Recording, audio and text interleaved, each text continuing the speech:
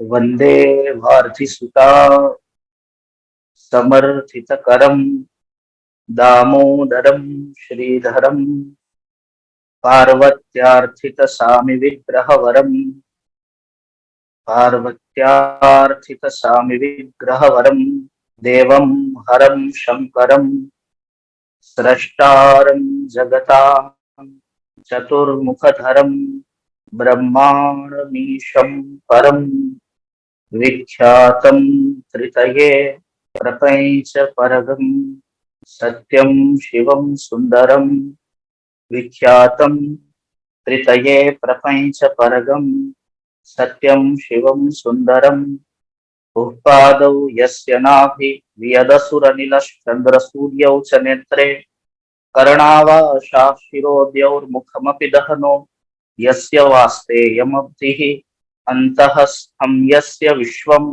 सुरनरखगगो भोगिगन्धर्वदैत्यैश् चित्रं रम्यते तं त्रिभुवनवपुषं विष्णुमीशं नमामि।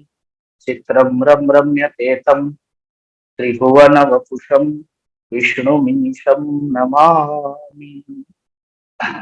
कृष्णद्वैपायनेनोक्तं मुनिभिः सञ्चितं मुदा पुराणं मोक्षफलदं कौञ्चित् वृक्षमुपास्महे व्यासं वसिष्ठनप्तारं शक्तेः पौत्रमकल्मषं पराशरात्मजं वन्दे शुक्लतातं तपोनिधिं शतानीकमहं वन्दे लोककल्याणप्रच्छकं वन्दे सुमन्तुमाचार्यं व्यासेऽङ्गितवशं वदम् यत्प्रकाशादिदं लोकं प्रकाशमधिगच्छति तं सूरं सौरमाख्याने प्रणतोऽस्मि दिवाकरम् तं सूरं सौरमाख्याने प्रणतोऽस्मि दिवाकरम्। भगवतः सकलकलाकलापकलनस्य करालस्य कालस्य श्री नारायणस्य चरणाब्जौ ध्यायं ध्यायं तत्र उपस्थितानां समेषामपि विदुषां चरणौ पुनः ध्यायं ध्यायम् एतस्य व्याख्यानसत्रस्य प्रारम्भं कुर्वे। तत्पूर्वं भगवान नारायण से लेकर के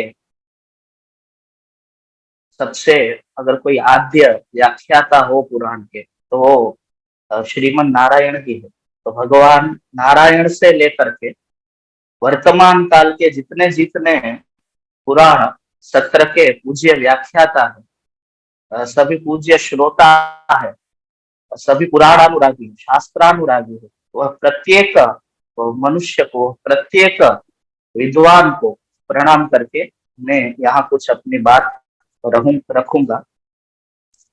उससे पूर्व वव्यास रचितम सत्रम मानिगम्यम दुरासदम वव्यास रचितम सत्रम मानिगम्यम दुरासदम वा भीषण वनत्रस्ता भीषणा गौरीवास्तिनी। यह पुराण की भविष्य पुराण की अद्भुत श्रृंखला प्रवर्तमान है और पुराण प्रज्ञा प्रतिष्ठान हो संस्कृत संस्कृति संस्थान हो, इन दोनों के ही संयुक्त उपक्रम में इस प्रसंग में मैं पूज्य राजेश भाई जोशी जी का स्मरण करता हूँ। गुरु जी जो अभी संचालन कर रहे हैं उनको भी, पंकज भाई रावल गुरु जी उनको भी नमस्कार करता हूँ। सारे ही इस श्रृंखला के पूर्व वक्ताओं को और परावर्ती वक्ताओं को सभी को एक तंत्र से नमस्कार करता हूँ।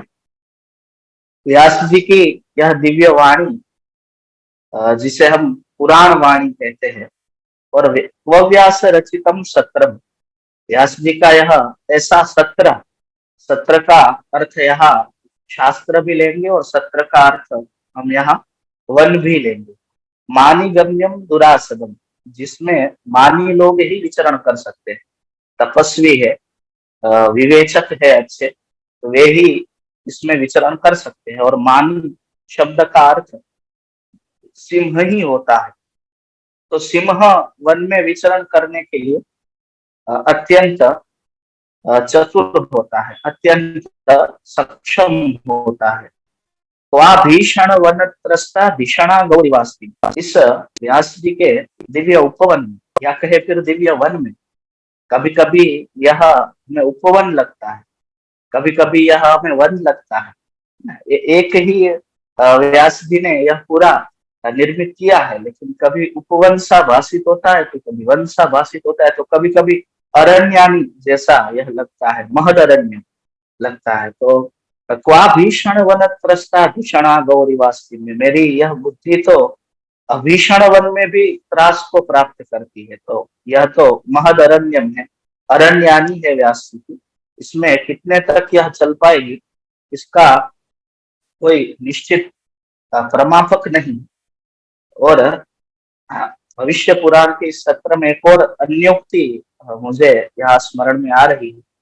विश्रांत शशका संति सर्वत्र बहुपादपः, विश्रांत शशका संति सर्वत्र बहुपादपः, सएव विरलो वृक्षो यत्र शाम्यति कुंजरा। किसी कवि ने बहुत ही अच्छी बात कही, विश्रांत शशका संति सर्वत्र बहुपादपः। ऐसे हमें कई सारे वृक्ष मिल जाते हैं जिसके नीचे छोटे छोटे खरगोश के बच्चे आराम कर रहे हैं, उनका आश्रय कर रहे हैं। पर ऐसा तो कोई ही विरल वृक्ष होता है, कोई ही ऐसा वृक्ष होता है जिसके नीचे हाथी विश्राम करे। और व्यास जी एक ऐसा वट वृक्ष है जिसके नीचे कई कवियों ने, वो फिर कालिदास हो, भास हो, बाणभट्ट हो, ऐसी बड़ी बड़ी हस्तियां व्यास वृक्ष के आश्रय में रही है। तो ऐसा दिव्य वृक्ष और जिसके आश्रय में बड़ी बड़ी हस्तियां रहती है, ऐसे वृक्ष को भी नमस्कार हम करें इस प्रसंग में। और कवियों में मैंने एक पूर्व सत्र में भी यह श्लोक लिया था और मेरा एक रुचिकर श्लोक है। मैंने जब भी सुनता हूँ तो बड़ा ही आदर होता है उस श्लोक के प्रति। एको भुन नलिना ततश्च पुलिनाट वल्मीक तष्टा परम, ते सर्वे कवयो विशुद्ध मतयो तेभ्यो महद्भ्यो नमः। तो तीन ही कवि का स्वीकार दक्षिण भारत की कवयित्री विज्जिका जी ने किया है।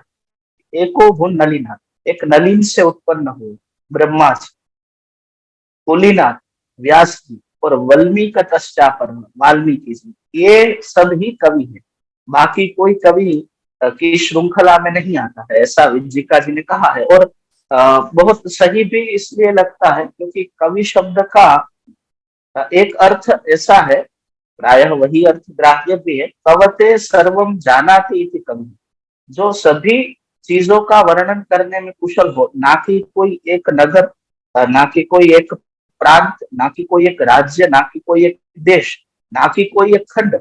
और व्यास जी एक ऐसे कवि है जिन्होंने पूरे ब्रह्मांड का वर्णन अपने प्रबंधों में किया है। तो उनका कवित्व बहुत ही सराहनीय, बहुत ही प्रशंसनीय, बहुत ही नमनीय है और खरे अर्थ में वे कवि हमें लगते हैं। उनकी वाणी में कुछ बोलना बहुत ही कठिन है और पुराणों का सभी पुराण एक दूसरे से संलग्न है। यथाक्रम उसका अध्ययन करने के बाद ही किसी एक पुराण पे कुछ हम अपना वक्तव्य दे सकते हैं, सभी एक दूसरे से संपृक्त है। तो बहुत ही यह कठिन कार्य है, पर फिर भी मैं एक विनम्र प्रयास करूंगा। और अगर प्रयास में असफल भी रहूं तो पूर्वतन वक्ताओं ने बहुत ही अच्छे प्रवचन किए हैं और आगामी वक्ता जो होंगे वो भी बहुत अच्छे प्रवचन करने वाले हैं। तो एकाध प्रवचन में अगर मैं कुछ भूल भी कर दूं तो अयम जनः क्षमापनीयः। भविष्य पुराण के 150 अध्यायों की व्यासवाणी ने इससे पूर्व हमारे गण के कई अच्छे अच्छे गुरुजनों की वाणी का आश्रय किया है। आगे भी बहुत विद्वान इस पर बोलेंगे। 252 करीबन इस ब्राह्म पर्व में भविष्य पुराण में हमें अध्याय मिलते हैं। 216 अध्यायों का यह ब्राह्म पर्व भविष्य पुराण का है। वैसे भविष्य पुराण के विषय में बहुत सी गड़मथल भी होती है क्योंकि इसकी कई सारी प्रतियां प्रकाशित है, और सभी में अध्याय संख्या, सभी में यहाँ तक कि पर्व के नाम भी बदल जाते हैं। हम जब पुराण विमर्श का अध्ययन करते हैं, जहाँ बलदेव उपाध्याय जी पर्व के नाम कुछ भिन्न ही बताते हैं, उन्होंने शैव पर्व को रखा है, जबकि यहाँ पे प्रतिसर्ग पर्व वगैरह पर्व के नाम है, ब्राह्म पर्व है। तो पर्व के नाम में भी बहुत सी संशिष्टियां रह जाती है। साथ साथ में प्रतिसर्ग पर्व जो भविष्य पुराण का हम देखते हैं, तो उसमें बहुत ही आधुनिक वर्णन पाए जाते हैं। तो कई विवेचकों का ऐसा मानना भी है कि उसने बहुत सारे तत्कालीन विद्वानों ने उसमें अपने श्लोक भी रखे हैं, अपने पद्य भी रखे हैं, और अपने हिसाब से उसमें अपना वाङ्मय उसमें रख दिया है, ऐसा भी कई विवेचक मानते हैं। पर वो एक बड़ा ही शोध का विषय है, इसलिए उसको यहाँ हम ध्यान में नहीं रखते हैं। दो मत है भविष्य पुराण के विषय में। सबसे पूर्व तो कोई भविष्य पुराण को सौर कहता है, तो कोई शैव कहता है। पुराण विमर्श के आधार पे भविष्य पुराण शैव पुराणों में से आता है, और शैव पुराण में गणना की जाती है। सौर पुराण में सूर्य विषयक जो पुराण है, उसमें केवल ब्रह्म वैवर्त पुराण की गणना वहां की गई है। भविष्य पुराण की गणना सौर पुराण में नहीं की गई है यद्यपि, पर इसका अधिकांश भाग और ब्राह्म पर्व तो पूरा ही हमें भगवान सूर्य नारायण पर मिलता है, तो इसे सौर पुराण कहने में भी कोई समस्या नहीं है। यह सौर पुराण ही प्रतिभाषित होता है। हालांकि यहाँ पे जो सूर्य देव की बात की गई है, वो एक ग्रह मात्र की ना करके जो समस्त पूरे ब्रह्मांड के संचालक है, ऐसे आदि सूर्य की यहाँ पे बात की गई है। और पुराण की एक भव्य परंपरा रही है कि जिसमें जहाँ जो पुराण है उसमें उस देवता का महत्व तो हमें मिलता ही मिलता है, पर एक बड़ी ही अच्छी संवाद परंपरा इन पुराणों में पनपती है। आदि से ही हम ब्रह्म पुराण से ही देखें तो वहीं से संवाद परंपरा का आरंभ होता है। सारे ही व्याख्यान, सारा ही ज्ञान उपदेश सभी संवाद परंपरा से बहुत अच्छे तरीके से संकलित किया गया है। संवाद की परंपरा भव्य इसीलिए है कि एक तो इसमें एक आदर भाव रहता है, शास्त्र के प्रति निष्ठा रहती है, बड़े ही विनम्र और विवेकी ढंग से विवेचन पुराण का होता है। साथ ही साथ बात को दृढ़ भी किया जाता है। यह सारे संवाद परंपरा के गुण है, क्योंकि हम देखते हैं कि कोई दो व्यक्तियों का, कोई दो मुनियों का संवाद चल रहा है, बीच में कई ऐसे उपसंवाद भी आते हैं जहाँ पे मुनि कहेंगे कि यह बात भगवान विष्णु ने अपने इस मुनि से कही, इस ऋषि से कही, शंकर जी यहाँ पार्वती जी को कह रहे हैं। तो ऐसे उपसंवाद बहुत सारे हैं। इससे दृढ़ीकरण होता है कि स्वयं विष्णु यह बात कह रहे हैं, तो इसे सर्वथा आप ग्रहण ही करें, तो यह दृढ़ीकरण भी होता है। एक संवाद का यह भी एक बहुत ही अच्छा लाभ है। साथ साथ में विवाद भी जन्म नहीं ले पाता है। जहाँ दृढ़ीकरण हो जाता है वहां विवाद समाप्त हो जाता है। जब कोई बड़े व्यक्ति की बात रख दी जाती है कि यह स्वयं ब्रह्मा कह रहे हैं, तो यह सर्वथा अनुग्राह्य ही है। और एक और चीज बहुत अच्छी है इन संवादों में, पुराण के सभी प्राश्निक और सभी उत्तरदाता सभी बड़े ही ज्ञानी हैं। ऐसा नहीं है कि प्राश्निक है उन्हें चीजों का ज्ञान नहीं है, बहुत अच्छा ज्ञान है। यहाँ शतानिक जी का हम आगे के अध्यायों में देखेंगे, तो प्रश्न से पता चलता है कि वह प्राश्निक कितना बड़ा है, और उत्तर से पता चलता है कि वह उत्तर देने वाला कितना बड़ा है। प्रश्न भी सारे परमार्थिक किए गए हैं, कोई एक स्वार्थ को लेकर प्रश्न नहीं किया गया है, जबकि पूरे ब्रह्मांड को, पूरे इस संसार को ध्यान में रख के कल्याण की बातों का यहाँ पे विवेचन किया गया है। प्रश्न भी इतने बार बार प्रश्नों की सराहना हम देखते हैं पुराण में। ध्वरिया नेशते प्रश्न साधु पृष्ठम महाभाग, तो ऐसे बार बार उत्तरदाता भी सराहना करते हैं।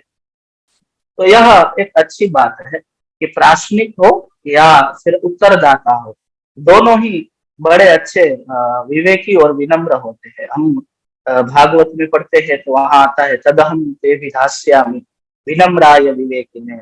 यह मुझे बहुत अच्छा लगता है कि ज्ञान की प्राप्ति के लिए विनम्रता अत्यंत आवश्यक।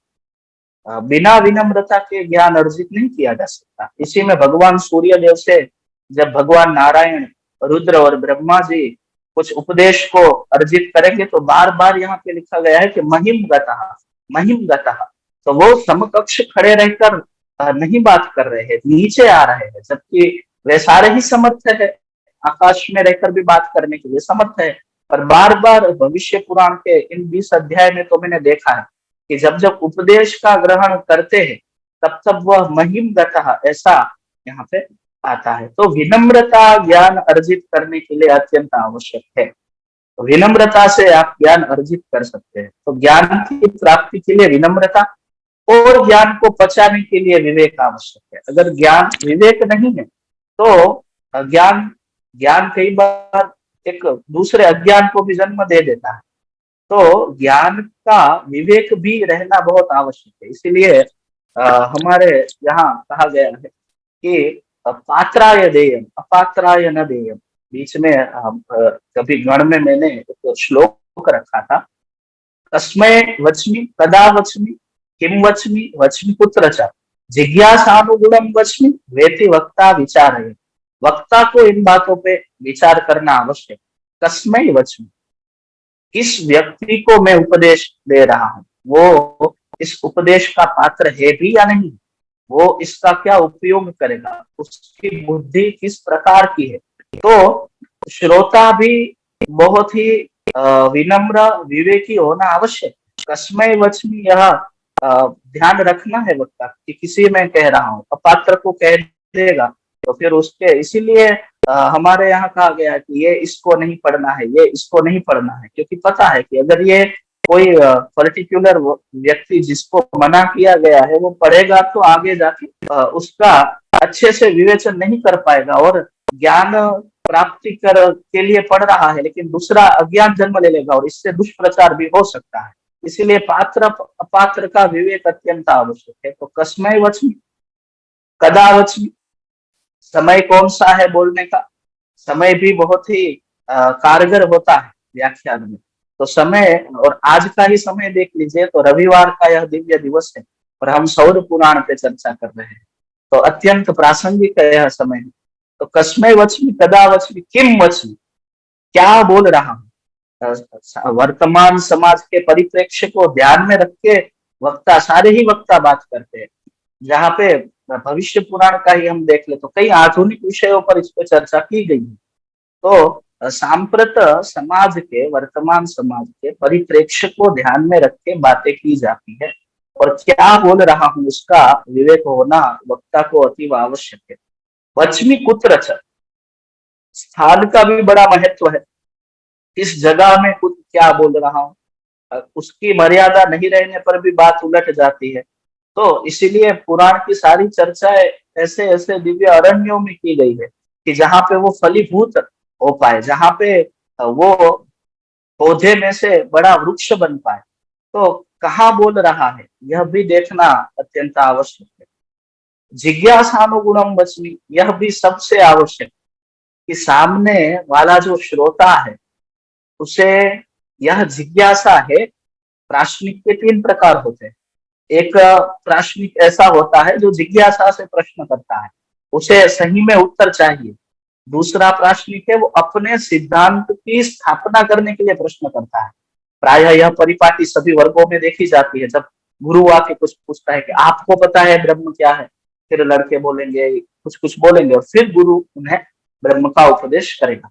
तो प्राश्निक के 3 प्रकार है। एक तो जिसे उत्तर की जिज्ञासा है ऐसा प्राश्निक, दूसरा जो अपना सिद्धांत कहना चाहता है ऐसा प्राश्निक, और तीसरा प्राश्निक वैसा है जिसे ना तो अपना सिद्धांत कुछ कहना है ना तो उत्तर की जिज्ञासा है, वो केवल परीक्षा करता है सामने वाले की। परीक्षा करने के लिए भी कई बार प्रश्न किए जाते। तो यह 3 प्राश्निक है। इसमें जो पहला है उसे उत्तर से बहुत ही संबंध रहता है, तो उसे उत्तर देने में बड़ा ही लाभ होता है। क्योंकि उसे उत्तर के साथ संबंध है। दूसरे दो है वहां उत्तर का कोई लाभ नहीं है, क्योंकि उत्तर नहीं चाहिए। वहां उनको तो अपना कुछ कहना है, आपकी परीक्षा करनी है। तो प्राश्निक के भी तीन प्रकार है। तो जिज्ञासानुगुणम वच्मि, क्या जिज्ञासित वस्तुओं का मैं व्याख्यान कर रहा हूँ, यह ध्यान में रखना अति आवश्यक बन जाता है।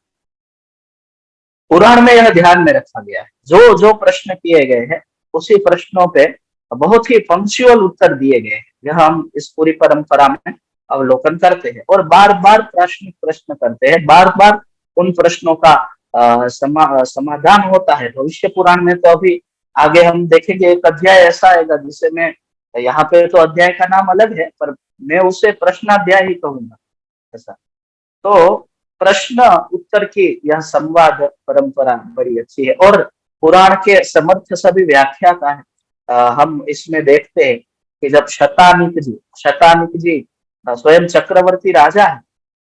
शतानिक जी दो तीन शतानिक हो गए हैं वैसे तो प्राच्य इतिहास में, पर यहाँ मेरा मंतव्य है कि नकुल के पुत्र पांडवेय जो शतानिक है उनकी बात हो रही है, क्योंकि आगे के अध्यायों में पांडवेय ऐसा संबोधन किया गया है। और महाभारत में शतानिक आता है, शतानिकस्य नाकुल ही ऐसा आता है। तो नकुल पुत्र शतानिक, शतम अनीकः सेना यस्य सह शतानिकः, तो 100 सेनाओं के अधिपति ऐसे शतानिक जी है। 100 सेनाएं हैं, चक्रवर्ती राजा है।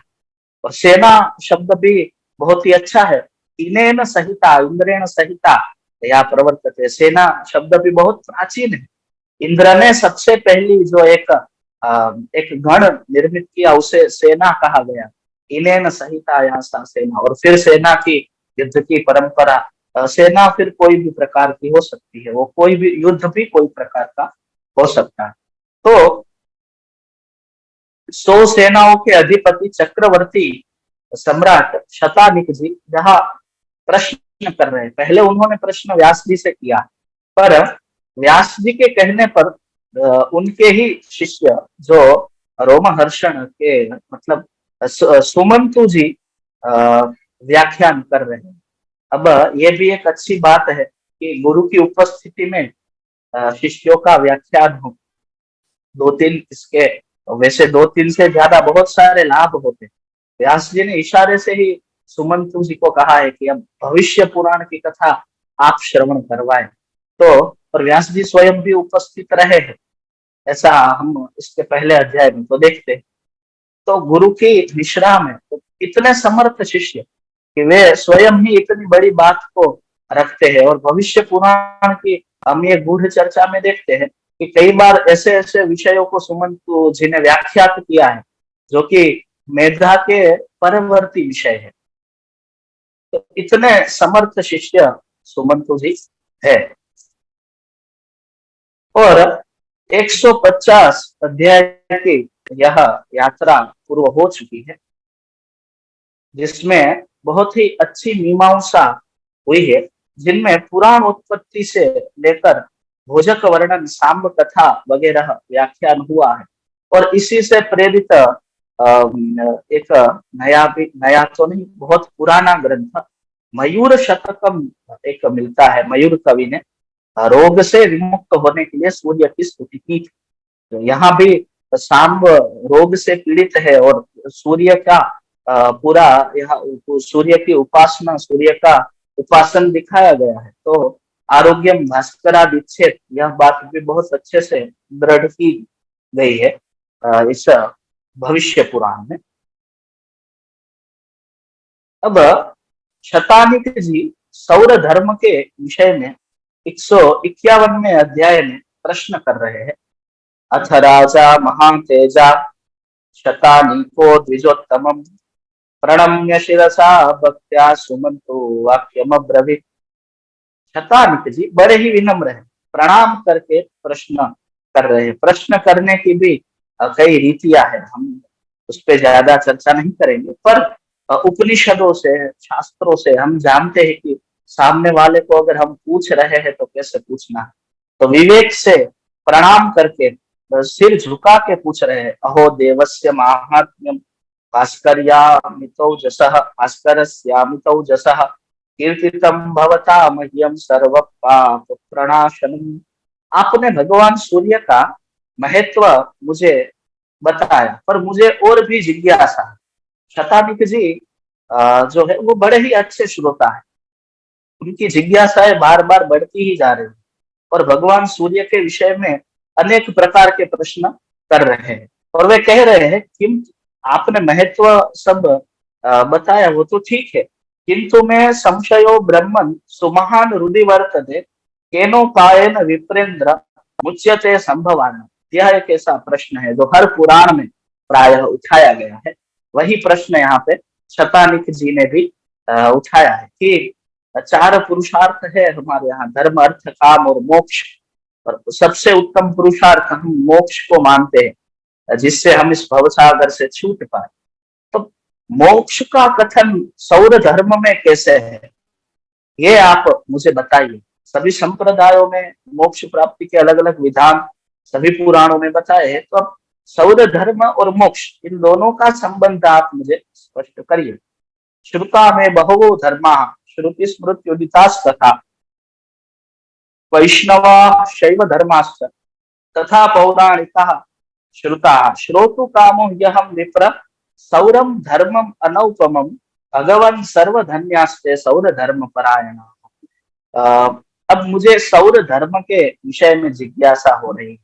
मैंने वैष्णव धर्मों के बारे में, शैव धर्मों के बारे में और उन धर्मों के बारे में अच्छा श्रवण किया है, पर सौर धर्म का मुझे विस्तृत श्रवण करनी। श्रवण तो सौर धर्म का भी शतानिक जी ने किया है, वो आगे के अध्यायों में हम जानेंगे, उनकी वाणी से ही पता चल जाता है।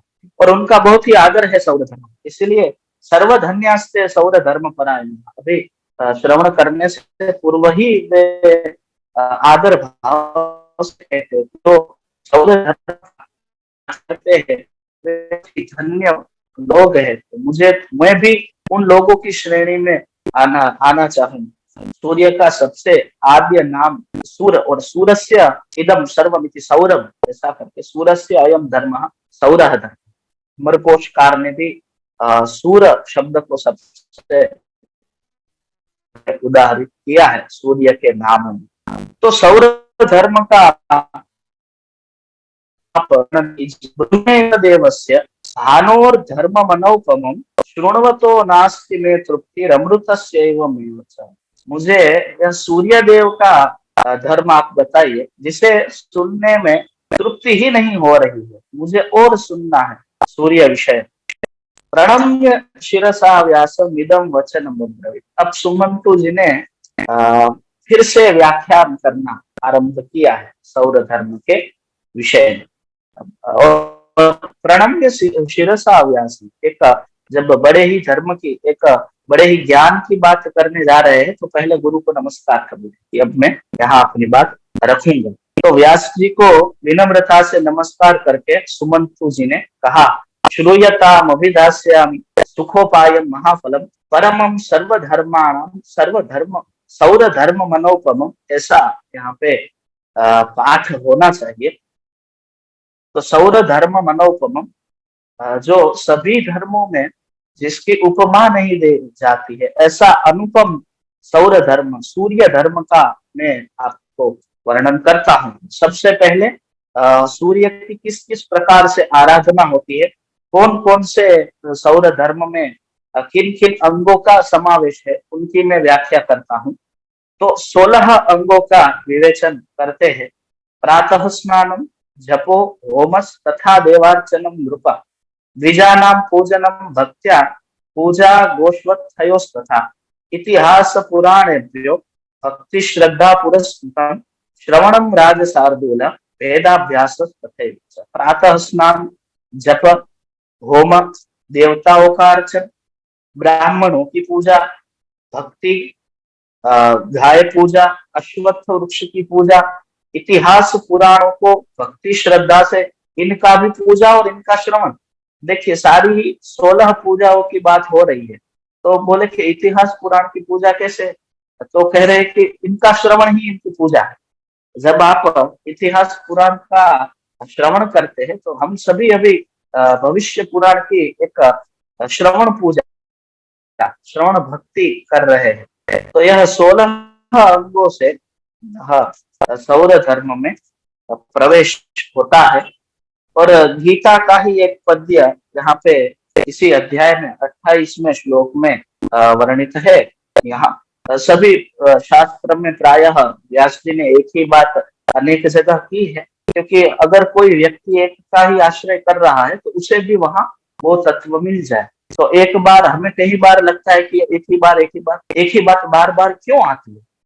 वर्णन भी हम देखते हैं, स्तुतियां भी हम देखते हैं, तो एक ही स्तुति बार बार आती है, शब्द बदल दिए जाते हैं, स्तुति का भाव वही रहता है। तो प्रश्न होता है कि इतना बृहद स्वरूप देने की आवश्यकता क्या है। जब आप एक बार एक अध्याय में कह चुके हैं तो दूसरे अध्याय में क्यों। तो यहाँ पे हमें ये जानना है कि वक्ता या फिर जो वाचक है वो ग्रंथ को नहीं ग्रहण करता है, किंतु ग्रंथ वाचक का चयन करता है। वो अध्याय वाचक का चयन करते हैं। जैसे यहाँ पे 151 से 170 तक के अध्यायों ने मेरा चयन किया है, तो वे चुनते हैं अपने वाचकों को। तो क्या पता कौन सा अध्याय कौन से वाचक को, कौन से भक्त को उसका श्रवण मिले। तो अगर कोई कर पा रहा है, कितना श्रवण कर पा रहा है, तो सब में एक उपदेश जो है सामान्य, वो सभी अध्यायों में उसे प्राप्त होना अति आवश्यक है, जो कि लक्ष्य है। तो लक्ष्य की सिद्धि होनी आवश्यक है। इसीलिए एक बात का बार बार कथन भी, यहाँ पे पुनरुक्ति हम नहीं कह सकते, पर उसे दृढ़ करने के लिए बार बार एक बात दोहराई जाती है। और बाद की भी परंपरा में कई वक्ताओं ने ऐसा किया है। पत्रम पुष्पम फलम तोयम यो में भक्त्या प्रयच्छति तस्याहं न प्रणश्यामि सच में न प्रणश्यति। तो कोई कैसे भी उपचार से मेरी पूजा करे, भगवान सूर्य का बात हो रही है यहाँ पे।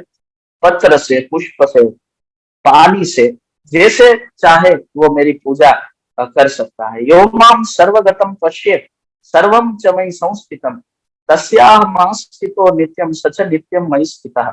जो मुझे सब जगह देखे और मुझ में सबको देखे। एक यही भगवत विषय में सिद्धांत को सभी शास्त्रों को मिलाकर अगर देखे कि भगवान कहाँ है, तो यह बात बार बार दोहराई हुई बात है। अहम सर्वेषु भूतेषु मयि सर्वम समाहितम्। मैं सभी प्राणियों में हूँ और सभी प्राणी मुझ में भी है।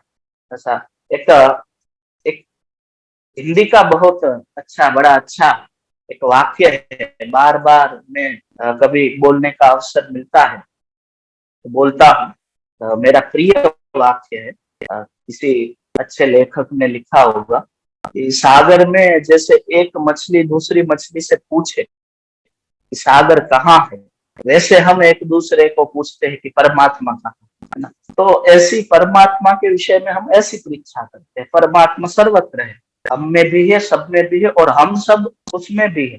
हम सभी अवतार से भी तो यही जानते हैं कि कृष्ण के मुख में पूरा ब्रह्मांड है और कृष्ण भी इस ब्रह्मांड में। तो यह एक विलक्षण ब्रह्मांड की यह बात है। ब्रह्मांड ब्रह्मांड पूरा है, विलक्षण है। कई बुद्धि जहां तक नहीं पहुंच पाती, ऐसे ऐसे तत्वों का व्याख्यान हमें पुराण में मिलता है। ऐसा तो यो माम सर्वगतम पश्येत् सर्वम च मयि संस्थितम तस्याहं आस्थितो नित्यम सच नित्यम मयि स्थितः। जो मेरा हर जगह अवलोकन करता है और मुझ में सब चीजों का अवलोकन करता है, मैं उसके लिए साक्षात। आगे सुमंतु जी कह रहे हैं 52 अध्याय 52वें अध्याय में कह रहे हैं, सुरेच दुर्लभा भक्ति दुर्लभम सूर पूजनम सूराय दुर्लभम दानम सूर होमश्च दुर्लभा। सूर्य में भक्ति होना बहुत ही दुर्लभ है, और सूर्य के विषय में दान करना, होम करना, यह भी बड़ी दुर्लभ बात है। तो जब बहुत जन्म का पुण्य होता है तब भगवान सूर्य नारायण में प्रीति उत्पन्न होती है।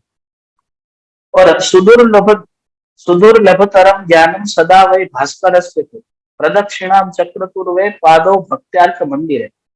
मुझे इन 20 अध्यायों में अगर कोई बहुत अच्छी बात आधुनिक अगर परिप्रेक्ष्य में हम देखें तो मंदिर निर्माण की अद्भुत परंपरा इन 20 अध्याय में की गई है, मूर्ति निर्माण की परंपरा की गई है, और आगे आगे मंदिर में कौन कौन सी चीजों को रखना है ये सारी ही विस्तृत बात इन अध्यायों में की गई है। तो अब शतानिक जी पूछते हैं, सूर्यार्चन विधि कुर्वन् श्रोतुमिच्छामि तत्वतः त्वत्प्रसादात् द्विजश्रेष्ठ कौतूहलमतीव में। सूर्य की पूजन विधि है, जो अर्चन विधि है, उसका आप कथन करिए। ऐसा सूर्य की महिमा का श्रवण किया, सूर्य के धर्म के 16 अंगों का श्रवण किया, पर सूर्य का पूजन हम किन किन विधियों से कर सकते हैं यह आप मुझे सुनाइए। तब सुमंतु जी कहते हैं, सुमतिश्च रवेर भक्त पांडवेय महामते अतस्ते निखिलम वचमी शोणुष्वैक मना।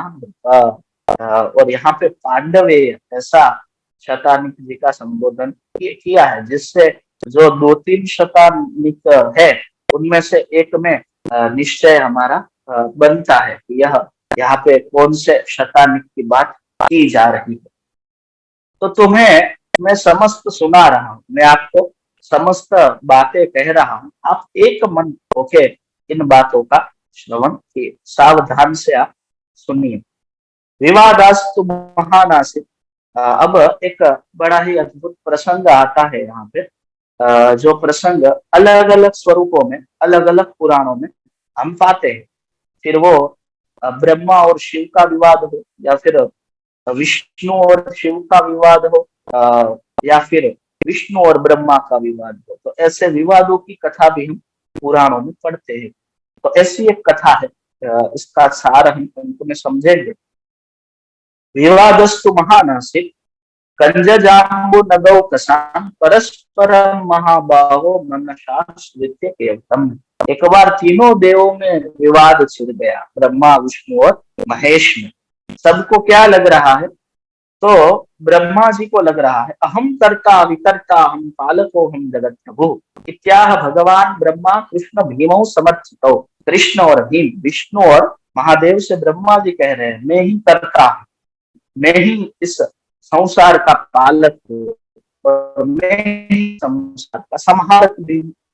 अब शिव को भी यही लग रहा है, भगवान शिव भी कह रहे हैं, तथेत्य शंकर क्रुद्ध कशक्तो मद्रुते भुवि संभर्तुम जगदेतद्धि स्रष्टुम पालयितुम तथा नारायणोप्येवमेव मनः क्रोध समन्वितः नवा शक्तो जगत स्रष्टुम संहर्तुम रक्षितुम तदा।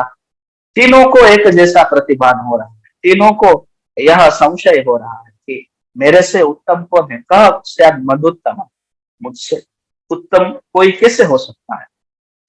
और अब यहाँ पे ये हमें देखना है कि जहां जहां ये आगे चल के स्तुतियां भी होगी, तो यह विवाद को हम विवाद के स्वरूप में नहीं, पर एक तत्व जानने की इच्छा से हम देखते हैं। कई बार पुराणों में ऐसे विवादों का कथन किया जाता है, वस्तुतः वो विवाद होता ही नहीं है। आगे चल के इसमें भी पता चलता है कि एक कथा की बहुत अच्छी प्रस्तावना यहाँ रखी जा रही है। सूर्य तेज का वर्णन इस अध्याय का प्रथम लक्ष्य है। तो यह विवाद नहीं है, पर सूर्य का तेज कैसे आविर्भूत हुआ, इसी कथा के सापेक्ष में ऐसी बात की जा रही है। तो ऐसे जब ब्रह्मा विष्णु महेश तीनों विवाद कर रहे हैं, एवं तेषाम प्रवदताम क्रुद्धानाम च परस्परम समाविशत तदा ज्ञानम तमो मोहात्मकम विभो। तो तीनों के विवाद से जब जब जब ऐसा लगता है कि मैं ये कर रहा हूं, मुझसे ये चल रहा है, तो मैं यानी कि अहम, और अहम से जन्म लेता है अहम भाव, अहंकार। तो अहंकार की उत्पत्ति हुई है, और अहंकार जब जब उत्पन्न होता है तो अहंकार अनुपद ही अज्ञान को उत्पन्न करता है, अंधकार को उत्पन्न करता है। यह हम अहंकार के गुण भी कह सकते हैं और दोष भी कह सकते हैं। तो अहंकार एक अज्ञान को जन्म देता है, फिर ज्ञान का उदय होता है। अज्ञान का भी अपना महत्व है, ज्ञान का भी अपना महत्व है। अज्ञान से एक अंधकार उत्पन्न हो गया, तेन क्रांत धिय सर्वे न पश्यन्ति परस्परम अत्यर्थम मोहतापन्ना न जानन्ति किंचन। तो वे तीनों देव अपने आप के स्वरूप को नहीं देख पा रहे। और बड़ी अच्छी यथार्थ बात की है, जब भी अहंकार होता है तो वास्तविक स्वरूप का ज्ञान नष्ट हो जाता है। जो वास्तविक स्वरूप है उसका नाश हो जाता है। जब आता है कि मैं यह कर रहा हूं, तब अहंकार से वास्तविकता का नाश हो जाता है। तो एक दूसरे को तीनों देव देख नहीं पा रहे हैं। महादेव कह रहे हैं, कृष्ण कृष्ण महाबाहो स्वगतस्व महामते ब्रह्माचु स्वगतो वीर नाहम पश्यामि। हे कृष्ण, हे महाबाहो, तुम कहाँ हो और ब्रह्मा भी कहाँ है, मैं देख नहीं पा रहा। विष्णु भी उत्तर देते हैं, भीम भीम न जाने हम व भवान वर्तते धुना ममापि मोहितम चेतस तमसा तीव शंकर। मेरा भी चित्त मोहित हो गया और मैं भी कुछ देख नहीं पा रहा हूँ। यहाँ बात दृष्टि की हो रही है कि जब अहंकार जन्म लेता है, अहंकार पनपता है, तो दृष्टि का क्षय होता है। योग्य अयोग्य, विवेक अविवेक, यह कुछ दिखाई नहीं पड़ता है। तो ऐसा एक अंधकार जन्म लेता है। जब अहंकार आता है तो दृष्टि क्षीण हो जाती है। तो तीनों एक दूसरे को देख नहीं पा रहे हैं। यह एक लीला ही है भगवान की, जो हमें समझा रहे हैं व्यास जी यहाँ से। हमें यहाँ से ये बात अच्छे से समझनी है कि अहंकार एक ऐसा भाव है जो समर्थ लोगों की दृष्टि को भी आहत कर सकता है। वे चाहे ब्रह्मा विष्णु महेश ही क्यों ना हो, अगर उनमें भी अहम भाव आता है तो वो अहम भाव अपने गुणों को नहीं छोड़ता है। वो फिर अज्ञान को, वो फिर अंधकार को जन्म देता ही देता है। तो समर्थ पुरुषों को भी अहंकार छोड़ता नहीं है। इसलिए अहंकार सर्वथा त्याज्य है। यह बात हमें यहाँ से जाननी है, जो कि इस अध्याय का सार भी है। ब्रह्मा भी कह रहे हैं, कृष्ण कृष्ण महाबाहो भीम भीम महामते व भवन्तौ ब्रूत किंच युवा मुचुर मिथा।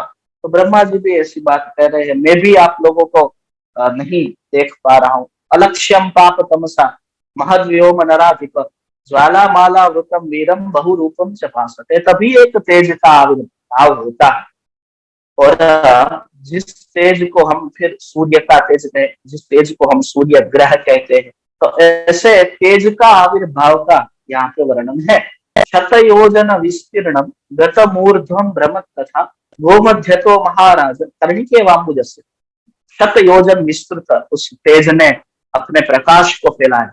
यह एक ऐसा तेज है जो कि न केवल पृथ्वी लोक को प्रकाशित करता है, किंतु संपूर्ण ब्रह्मांड को अपने तेज से प्रकाशित करता है। इसीलिए हम इसे लोक प्रदीप कहते हैं, सूर्य को हम भुवन दीप कहते हैं ना। तो वो एक ऐसा दिया है जो सभी ब्रह्मांड को प्रकाशित करता है। तो सूर्य का ही एक तेजो रूप का यहाँ पे वर्णन होता है। और फिर ब्रह्मा विष्णु महेश के द्वारा उस तेज की सराहना और भगवान सूर्य देव की स्तुति की गई है। और ब्रह्मा जी स्तुति कर रहे हैं भगवान सूर्य की। देखिए, किसी भी चीज को देखने के लिए सबसे आवश्यक कोई पदार्थ है तो वो है प्रकाश। और प्रकाश के अधिदेवता भगवान सूर्य नारायण है। तो जभी जभी जीवन में अंधकार व्याप्त होता है, जभी जभी हमें अंधकार से हम गिरते हैं, तो सूर्य की उपासना बहुत ही फलदायी रहती है। सूर्य से एक प्रकाश जन्म लेता है, तो प्रकाश के अधिदेवता है। तो जब जब दृष्टि राहित्य जन्म लेता है तो सूर्य की उपासना फलप्रद होती। तो यहाँ ब्रह्मा विष्णु और महेश की भी दृष्टि वापस आई है। और ब्रह्मा जी स्तुति कर रहे हैं, नमस्ते देव देवेश सहस्र किरणोज्वल लोकदीप नमस्तेस्तु नमस्ते कोणवल्लभ। लोकदीप आपको नमस्कार, आप ही है जो सभी लोकों को प्रकाशित करते हैं। आप इस समस्त ब्रह्मांड के एक मात्र दीप है, आपसे ही प्रकाश जन्म लेता है। बड़ी अच्छी स्तुति की है। और स्तुतियों में हमें यह भी देखने को मिलता है कि अगर विष्णु सहस्त्र नाम हो या फिर शिव सहस्त्र नाम हो या कोई भी सहस्त्र नाम हो, किसी एक देवता की जब स्तुति की जाती है तो उसी देवता में सभी देवता को फिर देखा जाता है। तो ब्रह्मा जी उसी स्तुति में ब्रह्म देवाय ब्रह्म रूपाय ब्रह्मणे परमात्मने ब्रह्मणे च प्रसादम वै कुरुदेव जगतपते। तो सूर्य को ही ब्रह्मा कह रहे हैं, सूर्य को ही कह रहे हैं कि आप ही ब्रह्मा है, आप ही विष्णु है और आप ही हर भी है। और आगे महादेव स्तुति, महादेव की स्तुति करते हैं। तो जय भाव जया जय जय हंस दिवाकर जय शंभो महाबाहो खग गोचर भूतर, सारे ही संबोधन बहुत ही अर्थवान यहाँ पे प्रयुक्त किए गए हैं। और वे भी अपनी स्तुति में ईशोप्यव ईनांग स्मृत्वा भानु प्रयत्नता वीर राम महाराज प्रणम्य शिरसा रवि, विनम्रता से स्तुति करते हैं। और अपनी स्तुति में तीनों के जो तीनों मूर्ति है, त्रिदेव मूर्ति है, उसी का कथन भी करते हैं सूर्य देव। फिर भगवान विष्णु ने स्तुति की है। नमामि देव देवेशम भूत भावनम अव्ययम दिवाकरम रविम भानु मार्तंडम भास्करम भगम इंद्रम विष्णु हरिम हंसम अर्कम लोक गुरुम विभुम त्रिनेत्रम त्रिक्षरम त्र्यंबकम त्रिमूर्तिम त्रिगतिम शुभम। तो यहाँ पे भगवान विष्णु ने भी उनको त्रिनेत्र कह दिया, उनको हरि कह दिया, उनको हंस कह के ब्रह्मा कह दिया।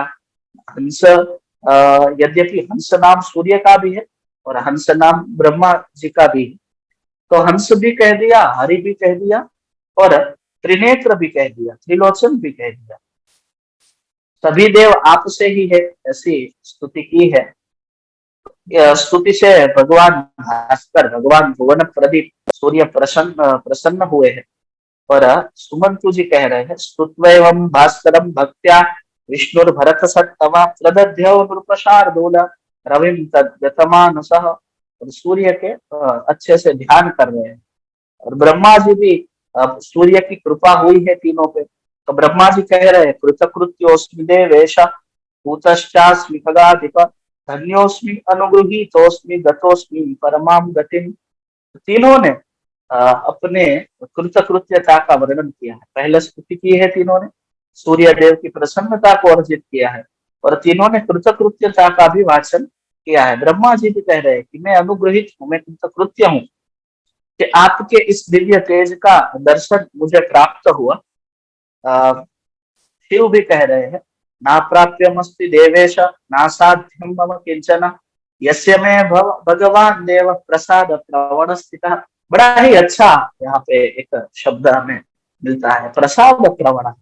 प्रसादे स्निग्धः यः भवति सह प्रसाद प्रवणः कथ्यते। जो प्रसन्नता से स्निग्ध हो जाए, जो प्रसन्नता से अत्यंत वरदायक हो जाए, अत्यंत अनुकूल हो जाए, उसे प्रसाद प्रवण कहते हैं। और प्रसाद प्रवण यह शब्द इन 20 अध्यायों में तो बार बार आया है। नारायण कह रहे हैं ये ना हम सर्वदेवानाम। फिर भगवान सूर्य नारायण उनको वर की याचना करने के लिए कहते हैं। तभी भगवान नारायण कह रहे हैं ये ना हम सर्वदेवानाम उत्तमस्याम जगतपते अजेयश्च तथा देव दैत्य दानव रक्षसाम। आप मुझे कोई ऐसा वर दीजिए कि मैं सभी देवों में श्रेष्ठ हो जाऊं, सभी देवों के द्वारा पूजित हो जाऊं, अर्जित हो जाऊं और एक ऐसी पात्रता को प्राप्त करूं। भगवान विष्णु ने भी ऐसी सूर्य की स्तुति की है। और फिर भगवान सूर्य देव तीनों को उपदेश भी देते हैं और कहते हैं कृष्ण कृष्ण महाबाहो शृणु में परमम वचा यदर्थम पार्थितः कृष्ण तत्सर्वम ते भविष्यति। आपने जिन जिन प्रार्थना की है, आपकी सारी ही प्रार्थनाएं सद्य ही फलित होगी। भवतो हि न पश्यामो। अब नारायण ने यहाँ पे बड़ा ही अच्छा प्रश्न उठाया कि आपकी कृपा से आपका तेजो दर्शन तो हमें प्राप्त हुआ, पर आपका स्वरूप कैसा है। और यहाँ पे मूर्ति पूजा का बड़ी अच्छी तरीके से समर्थन हमें मिलता है, जहाँ नारायण कह रहे हैं भवतो हि न पश्यामो मूर्तिम परम पूजिता। आपका तेज का दर्शन तो हो रहा है, पर आपकी मूर्ति कैसी हो, आपका स्वरूप कैसा है, यह हम लोग नहीं जान पा रहे हैं। तो आपकी मूर्ति कैसी हो इसका भी आप वर्णन कीजिए। आपका जो तेज से अतिरिक्त जो स्वरूप है उसको भी हम देखना चाहते हैं। तो ये सब बातें तो सब हमारे लिए ही की गई है कि सूर्य भगवान की कैसी मूर्ति का प्रतिष्ठापन करना चाहिए, कैसा मंदिर बनाना चाहिए। तो भगवान नारायण पूछ रहे हैं, आलम्बना धृते देव नचित्त रमणम क्वचित चेतसो रमणे भक्तिर पुंसा नपुंसा जायते क्वचित। जब तक कोई आलंबन नहीं रहता है, किसी भी भक्ति एक रस है, और रस के लिए हम पढ़ते हैं, रस सिद्धांत में आता है तो विभाव अनुभाव व्यभिचारी भाव ये सब बातें होती है। तो रस को रखने के लिए एक आलंबन पात्र अतीव आवश्यक है, और वो भक्ति रस की स्थापना के लिए एक आलंबन जो मूर्ति है, आपकी कोई प्रतिमा है, आपका कोई स्वरूप है, वो अति आवश्यक है। तो आप उसका कथन करिए ताकि यह भक्ति रस बहुत अच्छे से हृदय में उत्पन्न हो पाए, जिनका रस का हम अनुभव कर पाए। तभी भगवान सूर्य नारायण कहते हैं, एका में राजसी मूर्ति ब्रह्मेति परिकल्पिता सृष्टिम करोति या नित्यम कल्पादो जगताम विभो। तीनों मूर्ति का वर्णन किया है भगवान सूर्य नारायण ने कि आप जो तीन हो वो मेरी ही मूर्ति है। पहली मेरी ब्रह्म मूर्ति है जो कल्पांते, जब कल्प के प्रारंभ में इस समग्र ब्रह्मांड की समग्र सृष्टि की रचना करती है, वो मेरी आद्य मूर्ति है। दूसरी जो पालक मूर्ति है वो विष्णु स्वरूप है, और तीसरी जो प्रलयकालीन संहारक है वो शिव मूर्ति भी मेरी ही है। प्रकाशाय चलो कानाम ज्वाला मां। तो फिर प्रश्न होता है कि फिर आपका यह तेजो रूप है, यह मूर्ति है, उसका क्या प्रयोजन है। तो प्रकाशाय च लोकानां ज्वाला माल समाकुलम कर्णिकेव स्थितम देव उपद्मस्याखिलस्य च। इस समस्त लोकों को, इस समस्त लोक में प्रकाश करने हेतु यह मेरा जो दिव्य तेज है उसका एक अंश, ये अंश मात्र ही। देखिए ये जो बोला है, सूर्य नारायण का तेज तो असहनीय है, पर सहनीय तरीके से यह रखा गया। तस्मादारा दयस्वैनम अस्पृष्टम गमनोपमम मनमूर्तिम येन ताम दिव्याम द्रक्ष्यसि त्वं त्रिलोचनम। तो मेरा जो स्वरूप है उसके दर्शन के लिए यह प्रथम सोपान है। अगर आपको मेरे वास्तविक स्वरूप को देखना है तो पहले आपको मेरे इस तेजो रूप की उपासना करनी पड़ेगी। और इस, क्योंकि वास्तविक अब तेजो रूप के देखने में भी हम देखते हैं भगवान सूर्य नारायण का स्वरूप ऐसा है कि आप एक निमिष से ज्यादा सूर्य नारायण को हम देख नहीं पाते हैं। हमारी दृष्टि जो है वो छन्न हो जाती है, आहत हो जाती है, उस तेज को हम सहन नहीं कर पाते। तो जबकि तेजो रूप को दर्शन करने में हम, जो कि अंश मात्र है, उसके दर्शन करने में भी हम सक्षम नहीं है, तो जो मूल तेज है उसका दर्शन करने के लिए कैसे समर्थ हो पाए। तो उसका उपाय यहाँ कहा है कि इस तेज रूप की उपासना से जब व्यक्ति खुद भी उतना तेजस्वी हो जाता है तब वास्तविक दर्शन कर पाता है। और वास्तविक दर्शन के लिए दिव्य दृष्टि आवश्यक है। आगे के अध्याय में भगवान सूर्य का विश्वरूप दर्शन भी हम करेंगे, और विश्वरूप दर्शन के लिए दिव्य दृष्टि आवश्यक है। गीता में भी हम देखते हैं, दिव्यम ददामि ते चक्षु पश्य मे योगमैश्वरम। तो और मूर्ति का कथन कर रहे हैं, वो कैसी मूर्ति है उसका मैं आपको बताऊं। ऐसा कह रहे हैं, तो गायत्री लीयते तस्य हृदय लोकमातरः लीयन्ते मूर्ति वै वेदः सषडंग सषडंग पदक्रमः जठरे लीयते सर्वं जगत स्थावर जंगमम पुनरुत्पत्त्यते यस्मात् ब्रह्माद्यम सचराचरम। यह एक ऐसी मूर्ति है जिसमें गायत्री लीन होती है हृदय में, सारे वेद और अंतरिक्ष और फिर सारे ही तत्व आकाश योग सभी उसमें सम्मिलित हो जाते हैं। तो ऐसी दिव्य मूर्ति है। अब प्रश्न यह खड़ा हुआ कि तपस्या तो करनी है, पर कहाँ कहाँ जाके तपस्या की जाए। तो भगवान ने आदेश दिया है, मया निक्षु भया सर्वम जगत व्याप्तम त्रिलोचन तस्मादाराधय व्योमम त्वं ब्रह्मा केशवस्तथा। और ब्रह्मा जी को यहाँ पे तन्मे महद व्योम पूजयित्वा त्रिलोचन दिव्यम वर्ष सहस्त्रम च गिरौ त्वं गंधमान। तो भगवान शिव को कहा कि आप गंधमादन पर्वत कोई और चले जाए। फिर ब्रह्मा जी को कहा कि आप पुष्कर तीर्थ की ओर चले जाए। और यदि ते परमम रूपम मतम व्योमम ह्यनोपम तमाराध्य वयम सर्वे यास्याम सिद्धि उत्तम। और भगवान विष्णु उन उन स्थानों पे, जिन जिन स्थानों का भगवान सूर्य ने उपदेश किया, उन इन स्थानों पे तपस्या करने हेतु पहुंच गए हैं। पर भगवान फिर पूछ रहे हैं विष्णु, येन सिद्धिम गमिष्यामः दिवाकरम तस्मान्नो लक्षणम ब्रूहि व्योमना परम पूजितम्। अब आपने आकाश में यहाँ वहां दिशाओं का सूचन तो कर दिया, पर इस आकाश का आप कुछ इस व्योम का आप अच्छे से हमें समझाइए। तब आदित्य कहते हैं, साधु साधु सुर श्रेष्ठ साधु पृष्ठोस्मि भूधर शृणुष्वैकमना कृष्ण गदतो निखिलम मम। और फिर तीनों को अलग अलग, यह व्योम का यह बड़ा ही गाणितिक है और वैज्ञानिक भी सिद्धांत भगवान सूर्य देव ने आकाश के विषय में समझाया है। एक चतुष्कोण आकाश की बात हो रही, एक वृत्त आकाश की बात हो रही है। तो तीनों को अलग अलग आकाश में जाने का आदेश दिया है। और इत्थम तेषां वच श्रुत्वा भास्करो वारितस्करः उवाच ब्रह्म विष्णु ईशानम् अपूर्वमिदं वचः एवमेतन्न संदेहो यदा वदत सुब्रता यूयं मन्मूर्तयः सर्वे युष्माकमहमेव हि। आप सब मेरी ही मूर्तियां हैं। और आप फिर ऐसी सब चर्चाओं के बाद भगवान ब्रह्मा यथादिष्ट पुष्कर में जाके तपस्या करते हैं। और उन उन स्थानों पे ब्रह्मा विष्णु महेश ने तपस्या की है। और जब भगवान भास्कर प्रसन्न होते हैं, तब ब्रह्मा जी स्तुति करते हैं, नमस्ते देवदेवेश नमस्ते तिमिरापह नमस्ते भूतभव्येश भूतदे भूतभावन। और आदित्य ने, भगवान सूर्य ने सृष्टि उत्पत्ति की सक्षमता को वरदान स्वरूप में भगवान को प्रदान किया है।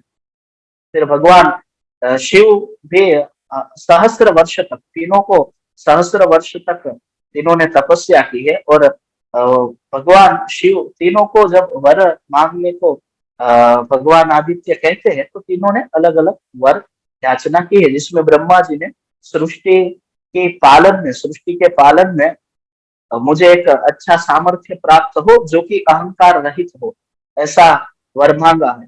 और महादेव भी मांग रहे हैं, यदि तुष्टोस्मि मे देव अनुग्राह्यो स्थिते यदि प्रयच्छ मे वरम भानो देहि भक्ति ममाचला। तीनों ने वर में एक चीज सामान्य मांगी है, एक चीज तो मांगी ही है, और वो है भक्ति। भक्ति के साथ बातों को मांगा गया है। तो भक्ति एक ऐसी चीज है जो देवों को भी अपेक्षित है, वो फिर ब्रह्मा विष्णु महेश ही क्यों ना हो। तो तीनों ने एक बात समान मांगी है, वो है भक्ति।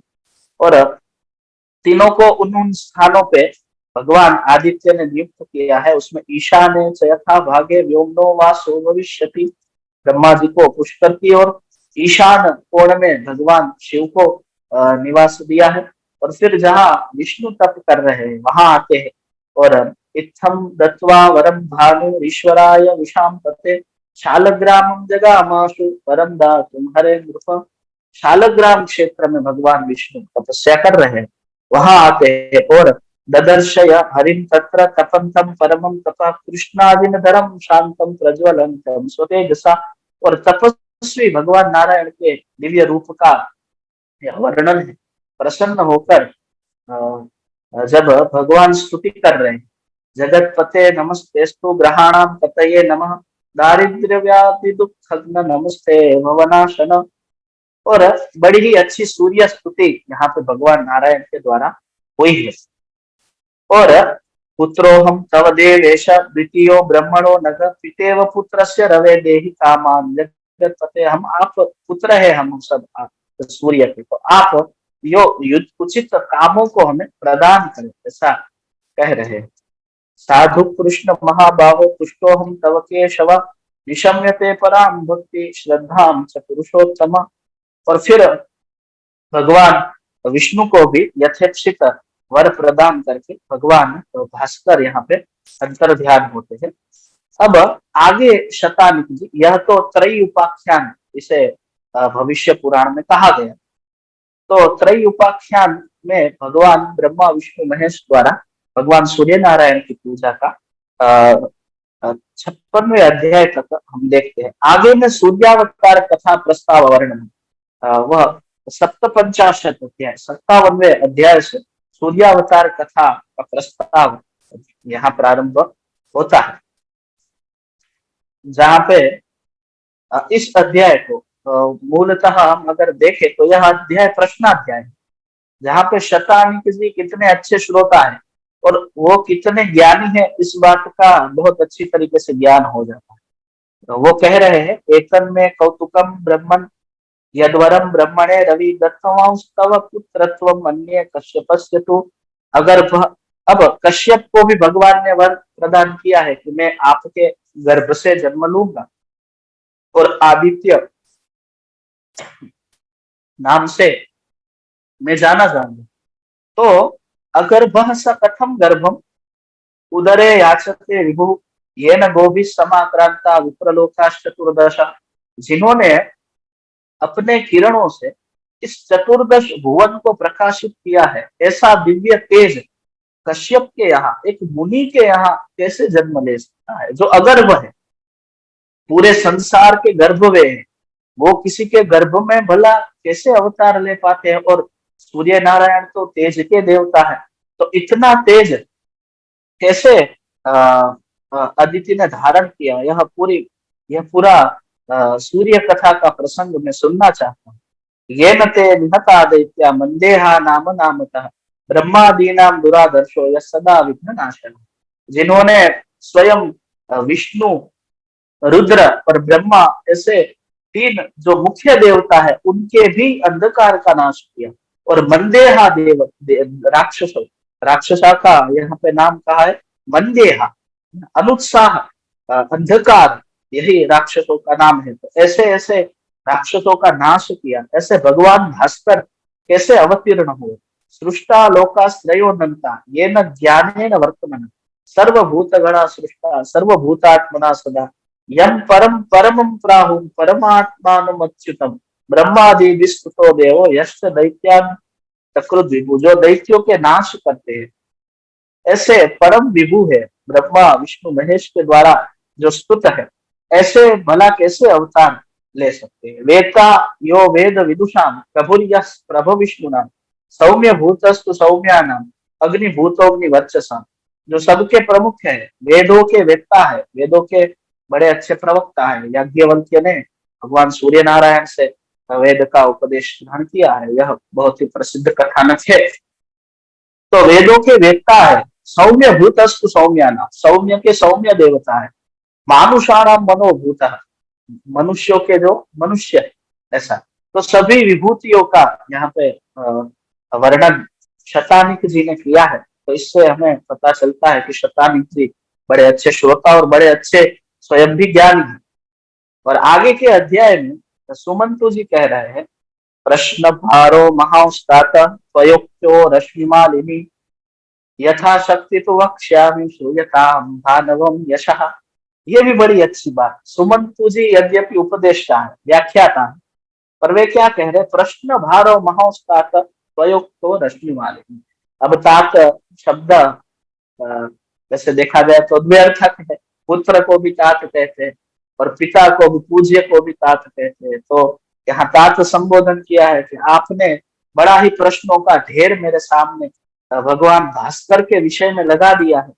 अब उतने प्रश्नों का तो समाधान हो पाए ना हो पाए क्या पता, पर यथाशक्ति मैं भगवान सूर्य नारायण के यश का वर्णन कर रहा हूँ। कई बार ऐसा होता है जहाँ पे इतने सारे प्रश्न आ जाते हैं और पुराण विषय ही ऐसा होता है, जितनी बार हम पढ़ते हैं तो उत्तर की संख्या तो ठीक रहती है, पर प्रश्नों की संख्या में बहुत बढ़ावा होता है। तो अब यथाशक्ति प्रवक्ष्या, तो कह रहे कि मैं अपनी मेधा के हिसाब से, अपनी मेधा के अनुसार भानवम यशः वर्णयामि अश्रूयता, मैं अपनी मेधा के अनुसार सूर्य नारायण के यश का वर्णन करूंगा, आप सुनिए। क्योंकि उनका वर्णन तो पुराणों में कितने ही पुराण लिख ले हो नहीं पाएगा, पर फिर भी मैं अपनी मेधा के अनुसार कहता हूँ। और फिर यहाँ पे सुमंतु जी ने सूर्यावतार कथा का प्रारंभ किया है, जिसमें पहले भगवान सूर्य नारायण के स्तुति श्लोक है, जिसमें सहस्रास्यम सहस्राक्षम सहस्र किरणम चयम सहस्र शिरसम देवम सहस्र करम व्ययम, ऐसे बहुत स्तुति श्लोक है। और फिर अदिति का वर्णन आता है, जहाँ पे एक अलग कथा यहाँ पे प्राप्त होती है। तुष्टो दत्वा वरम वीरा विरंचस्य महात्मनः यम यम जनयते पुत्रम अदिति कश्यपाद विभो ससयाति विनाशम वै तत्क्षणा देव भारत दृष्टिया सूतान नश्य नश्यमानान पुत्र शोकान्वितादिति। कैसा कथानक आरंभ हुआ कि अदिति जिन जिन पुत्रों को जन्म दे रही है, वे पुत्र जन्म नहीं ले पा रहे हैं और उनकी उत्पत्ति में बाधा हो रही है और विनाश को प्राप्त हो रहे हैं। तो एक भी पुत्र जीवित नहीं रह पा रहा है अदिति जी का। तो तभी अदिति जी कश्यप के पास आती है और शोकगद गदया वाचा इदम वचनम ब्रवीत किमर्थम भगवान देवो निरुद्योग स्तुतिष्ठति। भगवान हमारे प्रतिकूल परागमुख क्यों हो रहे हैं, यह बात मैं समझ नहीं पा रही। तो कश्यप के आगे अपना दुख व्यक्त किया अदिति जी ने। तद्वाक्य मुक्तमम तत्तम सर्वम यदुक्तम तस्य जायया कश्यपस्य वच श्रुत्वा कंजजो वाक्यम ब्रवीत। तो जो जाया ने, अदिति ने जो जो वर्णन किया, और जाया शब्द भी, वैसे तो इन अध्यायों में जो जो संबोधन जो जो पद रखे गए हैं सारे ही युक्त है, पर अदिति जी जाया, वो आद्य माता है, सभी देवों का आविर्भाव देव माता है। और जाया है, जायते सुतः अस्यामिति जाया, तो बहुत ही योग्य है, जनन क्रिया में सर्वाधिक योग्य है। फिर भी उनके विषय में ऐसा हो रहा है, इसलिए कश्यप कह रहे हैं कि हम परमपिता ब्रह्मा जी के पास जाते हैं और इस समस्या को रखते हैं। और ब्रह्मा जी के पास गए, ब्रह्मा जी के धाम में गए, और फिर ब्रह्मा जी ने कहा कि हम भगवान सूर्य नारायण के धाम में जाते हैं। उन्होंने ही वर दिया था कि वे आपके यहाँ पुत्र स्वरूप में अवतीर्ण होंगे। और फिर सूर्य के दिव्य धाम का बड़ा अच्छा वर्णन आता है, जिसमें अष्टादश पुराण सर्व विद्या विशारदै मीमांसा हेतुवादज्ञ सर्व वाद विशारदै। और सभी पुरुषार्थ, यहाँ पे सूर्य धाम का ऐसा वर्णन मिलता है जिसमें प्रायः सभी यक्ष गंधर्व राक्षस देवतागण, सभी वेद दक्ष प्रचेता पुलह मरीचि सारे मुनि, एक समझ लीजिए कि पूरा ब्रह्मांड ही एक जगह पे इकट्ठा हो गया है। ऐसा दिव्य वर्णन सूर्य धाम का है। और सूर्य सभा का वर्णन आगे के अध्याय में मिलता है, जहां सुमंतु जी कहते हैं दक्ष प्रजापति नमस्कारम चकारहा विद्योतमानो वपुषा सर्वाभरणभूषितः इंद्रो विवस्वान पूषा च त्वष्टा च सविता तथा भर्गोंशुमान नार्यार्क पुष्टिमार्कंडे वच। और भगवान सूर्य, जहाँ पे फिर आगे सूर्य सभा का बहुत अच्छा वर्णन, जहाँ पे सभी देव भगवान सूर्य नारायण की स्तुति कर रहे हैं और भगवान सूर्य नारायण की कृपा प्रसाद को प्राप्त कर रहे हैं। और फिर भगवान सूर्य नारायण ने आए हुए कश्यप मुनि को सउवाच महातेजा कश्यपम चार्षिमत्तमम एषो हम तव पुत्रत्वम गतो गर्भस्य सिद्धये। मैं आपके पुत्र स्वरूप में सद्य ही अवतीर्ण होऊंगा, ऐसा आश्वासन दिया है। और फिर कश्यप और ब्रह्मा जी अपने अपने धाम को गए हैं। और आगे का जो अध्याय है 60वां अध्याय, उसमें सूर्य रूप दर्शन का वर्णन, या फिर सूर्य का विश्व रूप दर्शन ऐसा भी हम कह सकते हैं, जहाँ पे शतानिक कह रहे हैं अहो देवस्य चरितम भास्करस्य त्वयोदितम ब्रह्मादयोपियम नित्यम पूजयन्ति विधानतः ब्रह्मा विष्णु सुरा ब्रह्मास्तमाराध्य दिवाकरम ददृशुस्तस्य किम भूतम रूपम यत् महाद्भुतम। तो ब्रह्मा जी, विष्णु जी और भगवान रुद्र ने कौन से रूप का दर्शन किया, उस रूप में क्या क्या विभूतियां थी, वो कितना अद्भुत रूप था, अब वो आप मुझे बताइए, ऐसा शतानिक जी ने सुमंतु जी से कहा। तो सुमंतु जी ने भगवान आदित्य नारायण के विश्व रूप दर्शन का यह अध्याय की प्रस्तावना की, जहाँ पे आराध्य देव मीशानम भास्करम सूचिवाचकम कविष्णु पुरुषार्दूल जगमतुस्तौ हिमाचलम, जहाँ ब्रह्मा और विष्णु भगवान सूर्य नारायण के धाम में आए हैं और रुद्र से उनके रूप के विषय में पूछते हैं, तब अथते राजशार्दूल विविगो गतयो नृप जगमुष्टम पर्वत श्रेष्ठम उदयाचलमा शुभय। और फिर तीनों देवता उदयाचल की ओर प्रस्थान करते हैं और सहस्त्र वर्ष तप करते हैं, ब्रह्मा विष्णु और महेश, और फिर सूर्य धाम का उनको दर्शन होता है, जहाँ पे भगवान सर्वदेव मयम दृष्ट्वा रूपमर्कस्यते नृप ब्रह्मा हरो हरिर्देवा परमं विस्मयम गता। जहाँ पे भगवान के सर्वदेवमय सभी विभूतियां, या हालांकि अपनी भी विभूतियां को भगवान आदित्य नारायण में देख के वो बड़े ही आश्चर्य को प्राप्त करते हैं। तो यह 60वां अध्याय, हम इसे भगवान का विश्व रूप दर्शन कह सकते हैं।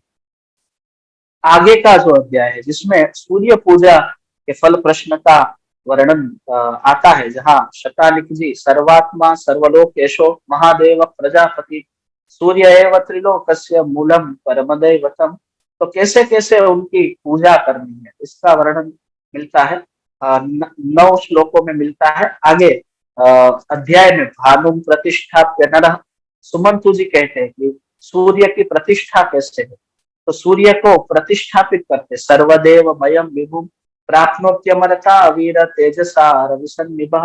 जो सूर्य नारायण की मूर्ति की प्रतिष्ठापना करते हैं वो देवत्व में ही वो फिर उनके तेज से आविर्भूत होके देववत भी हो जाते हैं।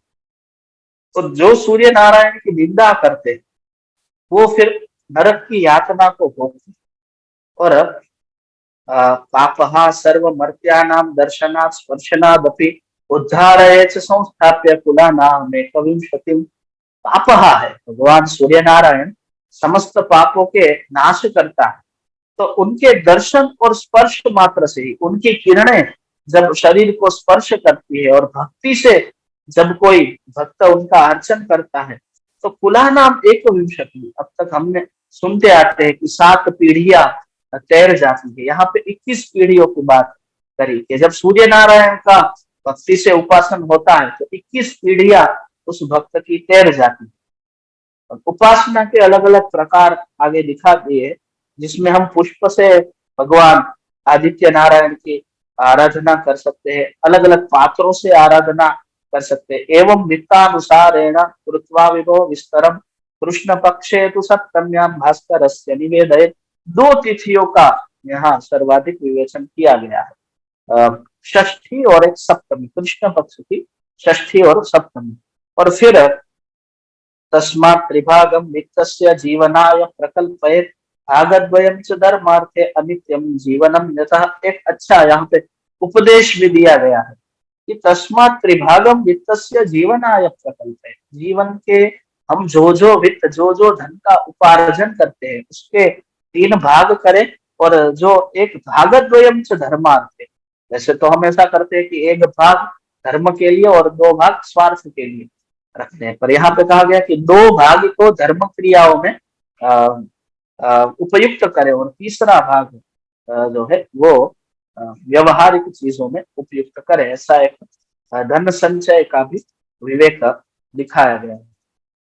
इस अध्याय में एक और अच्छा श्लोक मिलता है जहाँ पे कहते क्रीडमानो प्रिय कुर्यात् बालक भावेर कमंदिरम स्वर्गलोकमवाप्नोति विमानवारिस विमानमवर विमान विमानवरमा स्थितः।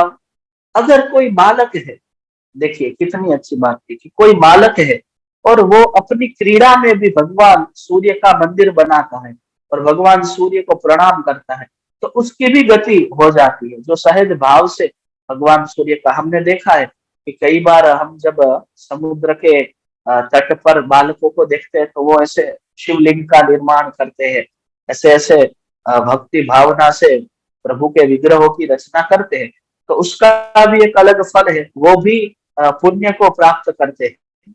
पश्यन् परिहरन् जंतुर्मार्जन्या मृदु सूक्ष्मया शनैः सम्मार्जनं कुर्यात् चान्द्रायण फलम भवेत्। और बाद में मंदिर की रचना का विधान दिखाया गया है कि ऐसा ऐसा मंदिर बनाए, ऐसी मूर्ति की स्थापना करे, और इतना विवेक इसमें कहा गया है कि गोमय से उसमें लेपन करके मंदिर बनाया है तो उसमें जीव जंतु तो रहेंगे, तो फिर जीव जंतु जो है उसका जब आप सम्मार्जन करें तो बड़े ही धीरे हाथ से, धीमे हाथ से सम्मार्जन करें, ताकि कोई जीव जंतु की भी हानि ना हो।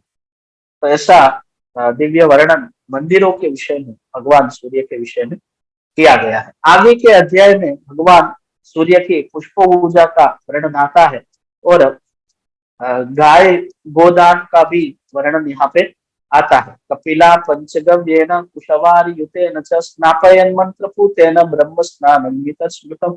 कैसे भगवान का स्नपन करना है और कैसे कैसे भगवान की सफरिया करनी है, ये सारी ही बात आगे के अध्याय में भगवान की पूजा के जो उपचार है वो उपचारों का कथन किया गया है। उसमें पुष्प सहस्त्र से भी भगवान भास्कर का आराधन होता है, और करवीर पुष्पों को यहाँ पे बहुत बार लिया गया है। करवीर महाराज संयतो भानुमर्चयेत, तो जिसे हम कनेर के पुष्प कहते हैं, तो कनेर के पुष्पों से भगवान का आराधन विशेष फलदायक है। आगे में भगवान सूर्य नारायण के षष्ठी व्रत का वर्णन आता है, जहाँ पे शतानिक जी पूछ रहे हैं, पुनस्त्वम देवदेवस्य भास्करस्य महोजसः पूजने यत् फलं प्रोक्तं तन्मे ब्रूहि द्विजोत्तम य एष भगवान देवः सहस्र किरणो रविः अस्य यत् पूजने पुण्यम प्राप्यते तद्वदस्वनो। और फिर ब्रह्मा जी के मुख से भगवान के पूजन का जो जो फल है वो फल का कथन कहा गया है। उसमें विशेषतः भगवान की दीपमाला करने से क्या क्या फल मिलता है, कौन कौन से उपचार से कौन कौन से फल मिलते हैं, जैसे कि दीपवृक्षम समुद्बोध्य भास्करा यतनेषु भोः सर्वलोकमयम मेरा रविलोके महीयते। जो भगवान भुवन दीपक की दीपमाला से अर्चन करता है, दीप वृक्ष का प्रतिष्ठापन करता है। हम कई मंदिरों में देखते हैं कि दीपमाला है, दीपमालाओं के लिए एक बड़ा ही अच्छा वृक्ष तैयार किया गया होता है, जिसमें दीप रखने के दीप रखने के पात्र दिए होते हैं, उस पे दिया अपना आश्रय कर पाए।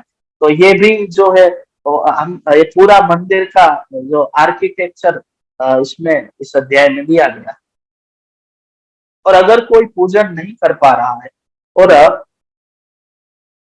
केवल नमस्कार भी कर रहा है, तो नमस्कार स्मृतो यज्ञ सर्वयज्ञोत्तमोत्तमः नमस्कृत्वा सहस्रांशुम अश्वमेध फलम भवेत्। केवल सूर्य नमस्कार करने मात्र से भी अश्वमेध यज्ञ के फल का वो अधिकारी बन जाता। परम पूज्य श्री डोंगरे जी महाराज बार बार अपनी कथाओं में कहते थे कि भगवान सूर्य नारायण के कम से कम आप 12 नमस्कार करें, 12 सूर्य नमस्कार करें। यशृंखला भासयुक्ता महाघंटा महास्वना कांस्यलोहमयी वापिम निबध्नीय भगालय। तो वो भगवान के मंदिर में घंटा दान से, अलग अलग दान से क्या क्या प्राप्त होते हैं, और अलग अलग मास में क्या क्या कैसे कैसे पूजा करनी है, उन सभी का वर्णन यहाँ पे आता है, जो कि 64वें और 65वें अध्याय में वे वर्णन में मिलता है। और सभी अध्याय में मार्गशीर्षम शुभे मासी यह कुर्यान नक्त भोजनम यच्चान्नम पयसा युक्तम भुंजान सजितेन्द्रिय।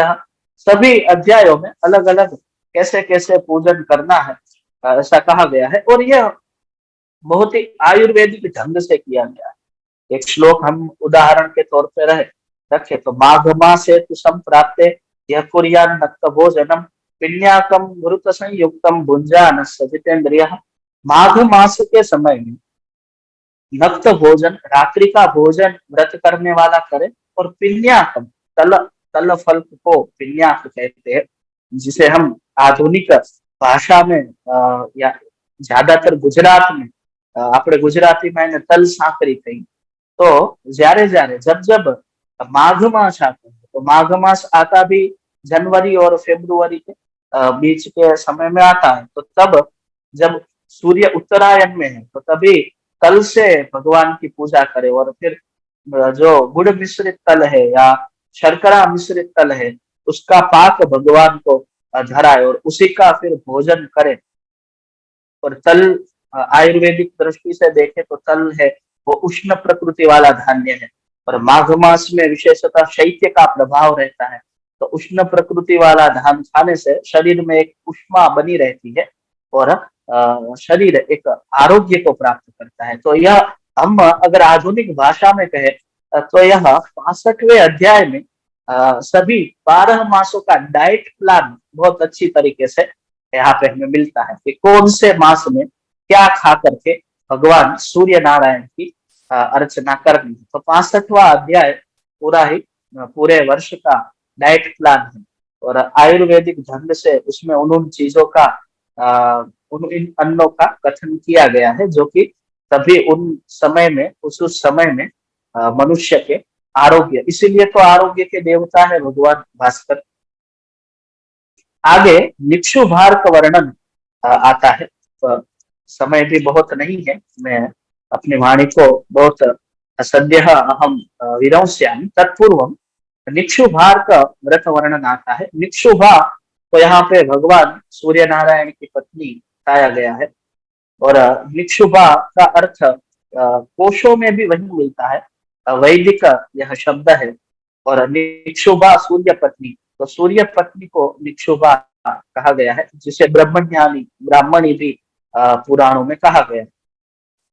तो निक्षुभया सहित अर्कस्य पूजनम, या तो निक्षुभाया अर्क यह स निक्षुभार्कः तस्य व्रत पूजनम कथम भवति।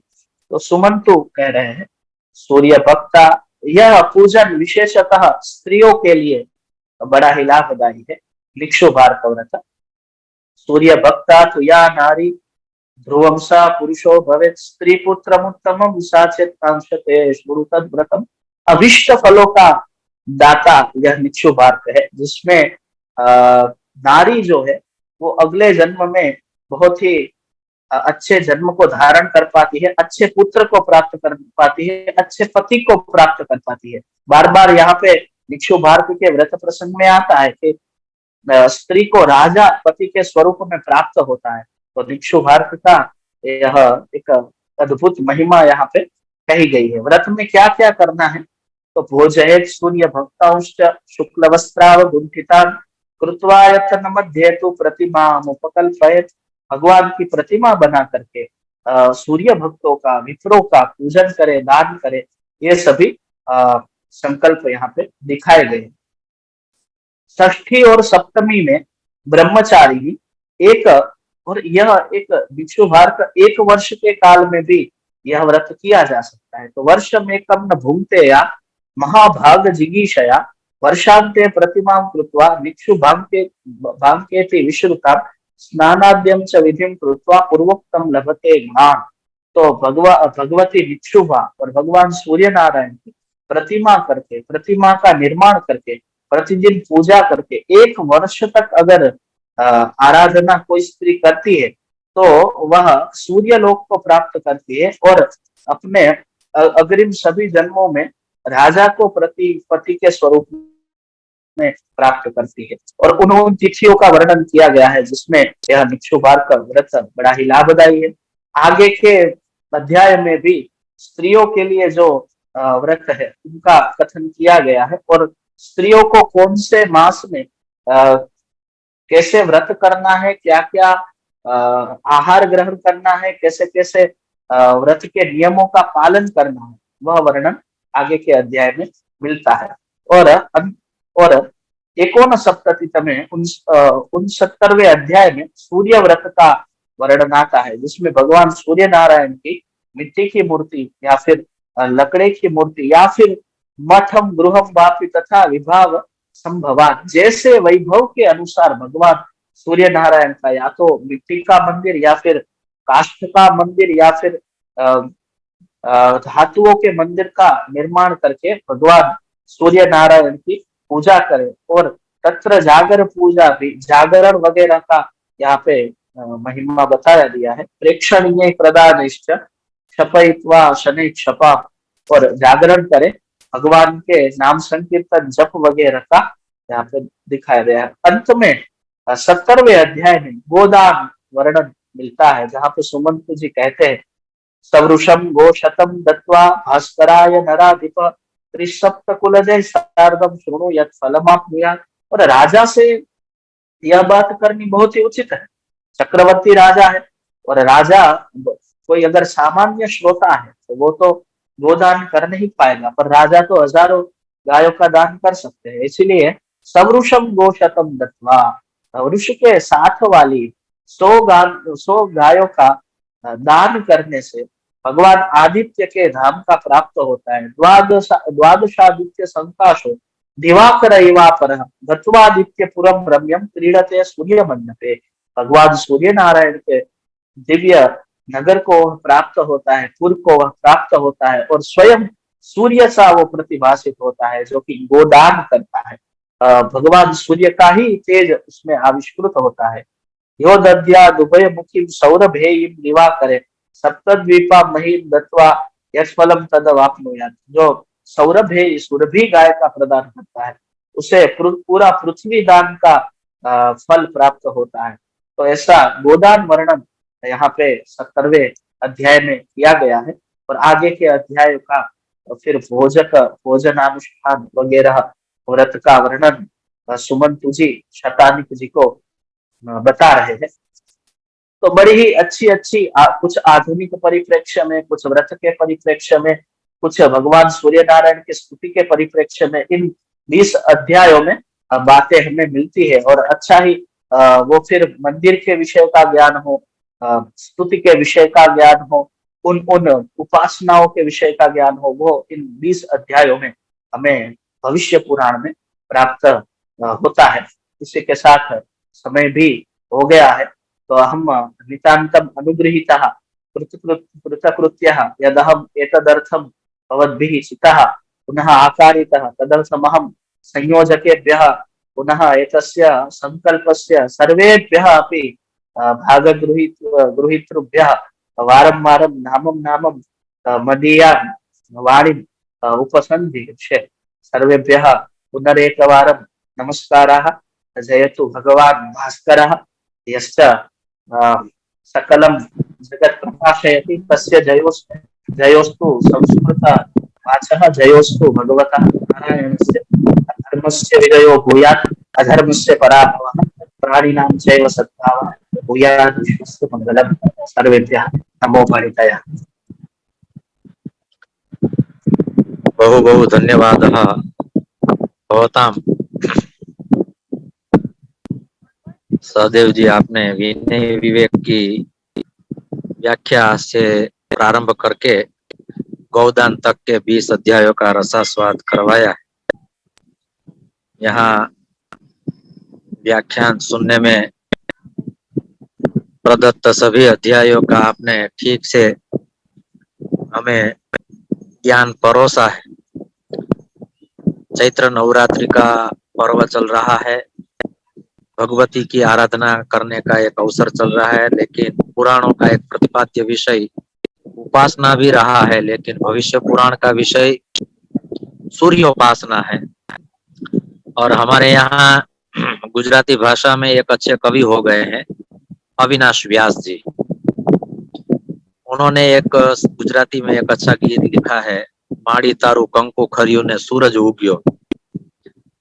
तो ये जो सूर्य है वो माता जी के भाल प्रदेश से निकला हुआ एक छोटा सा कंकु कुमकुम का एक कण है।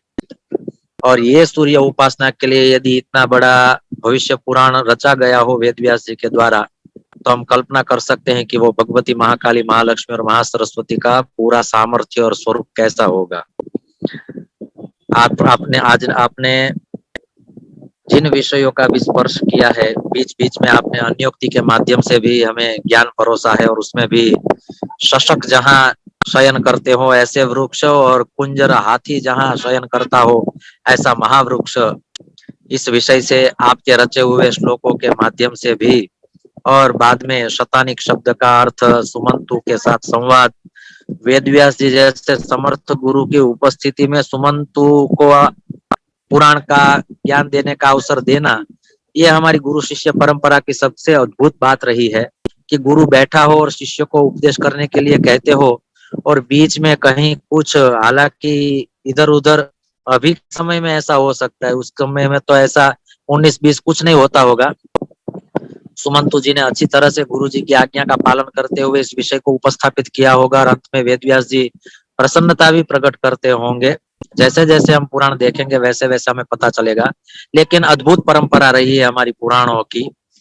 तो एक बार केवल पुराणों की अनुक्रमणिका देखे तो भी हमें पता चले कि पुराणों में कितने सारे विषयों को वेद व्यास जी ने आवृत कर लिया। हालांकि हमने महाभारत के संदर्भ में ही प्रशस्ति सुनी है, यन्न भारते तन्न भारते वा यदि हास्ति तदन्यत्र यन्ने हास्ति न तत्क्वचित। लेकिन मुझे कभी कभी ये लगता है कि यदि हास्ति तदन्यत्र यन्ने हास्ति न तत्क्वचित ये बात पुराणों को भी लागू हो सकती है। ऐसा एक भी विषय नहीं है कि जो वेद व्यास जी ने पुराणों के माध्यम से भी कहीं ना कहीं किसी ना किसी रूप में स्पर्शा ना हो। लेकिन एक बात स्पष्ट है कि पुराणों का अध्ययन और स्वाध्याय करने से यदि चाहे व्यक्ति कैसा भी नास्तिक क्यों ना हो वो आस्तिक हो जाएगा। तो ऐसे संदर्भ में केवल मैं तो यहाँ तक कहता हूँ कि व्यक्ति यदि दृढ़ संकल्प करके बैठे कि मुझे नास्तिक ही रहना है, फिर भी वो केवल एक बार पुराण सुनेगा तो कहीं ना कहीं उस भले हालांकि वो वाचिक रूप से स्वीकृति दे या ना दे, लेकिन वो आस्तिक हो जाएगा, इतनी बात तो तय है।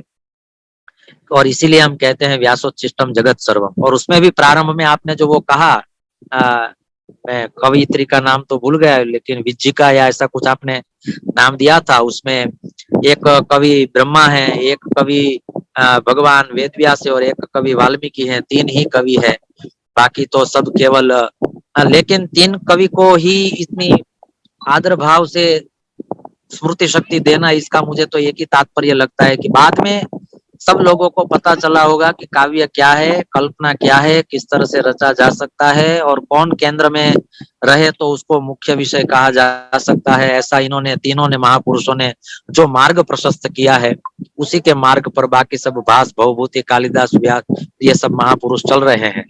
तो नवरात्रि के पावन अवसर में पूज्य गुरु जी की प्रेरणा से ये जो पुराण का सत्र चलता है और समय समय पर जो विद्वानों का हमें लाभ मिलता है, बहुत अच्छी बात है। गौदान का संकल्प तो आज आपने यहाँ अंतिम अध्याय में करवाया, लेकिन वर्तमान काल में गायों का दान करना, उससे भी अच्छी तरह से कहीं अवसर मिले तो गायों की सेवा करना और गायों की रक्षा करना, ये हमारे लिए सबसे बड़ी चैलेंज है। तो एक हम पुराणों के माध्यम से यह भी कह सकते हैं कि भगवान ने भी गाय को केंद्र में रखकर, धेनु को केंद्र में रखकर सृष्टि का संचालन। मुझे लगता है पुराण में कहीं एक भी ऐसा पुराण नहीं होगा कि जिसमें धेनु की गाय की बात ना आती हो। किसी ना किसी रूप में तो आती ही होगी। जैसे श्रीमद् भागवत महापुराण के प्रथम स्कंद में ही धर्म और पृथ्वी का गाय के रूप में इतना अच्छा संवाद दिया है कि क्या उसकी प्रशस्ति गाए हम।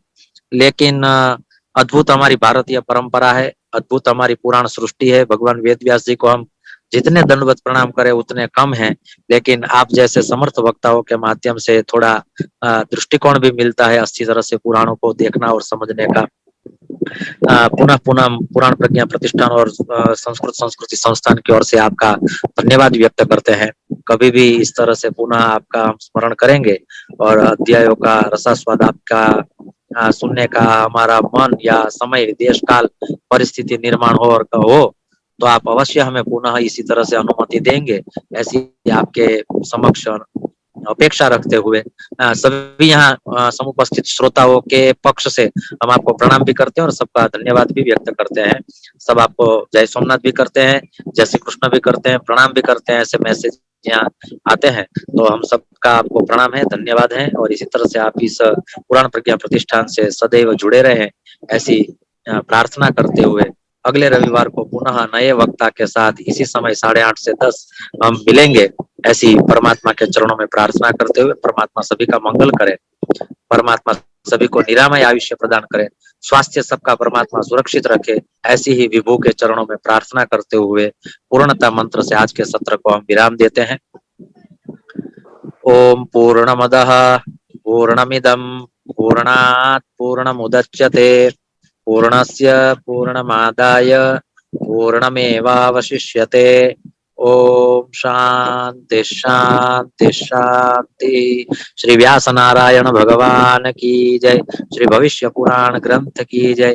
राजेंद्र दास जी महाराज कहते हैं कि आप जिस ग्रंथ के विषय में गुणगान गाते हो उस ग्रंथ का जय घोष अवश्य करना चाहिए। भविष्य पुराण ग्रंथ की जय। आज के आनंद की जय। आनंद कराने वाले सहदेव भाई की जय। ओम नमः पार्वती पते हर हर महादेव हर। शांति शांति शांति। ओम।